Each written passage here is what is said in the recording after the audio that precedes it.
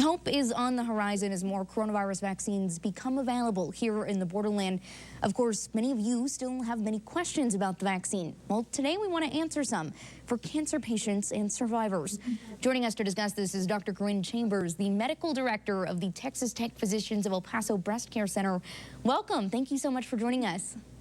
Well, hello, and thank you for having me. It's great to be able to speak to you and to the public at large about the excitement that's going to be coming, hopefully, with the further distribution of these vaccines. Well, it's great to have you here. And we just want to start off, Dr. Chambers, you just got the vaccine yourself. Tell us a little bit about that experience. So I was able to receive the vaccine on Monday. I received the Moderna vaccine, and so far I've had no problems. I barely felt the injection. I've had no side effects to speak of. So I feel pretty fortunate and pretty lucky in that regard. And in just the last few days here, Dr. Chambers, the CDC has updated their guidelines to suggest that those with weakened immune systems can in fact get the COVID-19 vaccine. What does this mean for cancer patients, and what do they need to know? I think that this is very encouraging for cancer patients and cancer survivors, and I would encourage those people who feel that they are able and can get the vaccine to do so in order to help prevent the spread and to help develop the herd immunity that we would hope would be coming from a more widespread vaccination against this virus.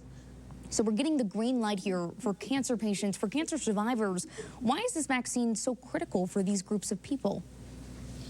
Well, within a weakened immune system, if they do get further exposure to the virus or the virus sets in with a further intensity, then that can cause more damage, so to speak, to their body than someone who has a fully at strength immune system and is able to fight it off a little better.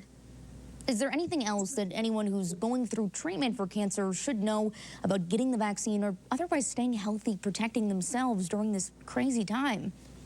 I would encourage everyone to follow the guidelines as they've been described by the CDC. Wear masks, protect yourselves as best you can.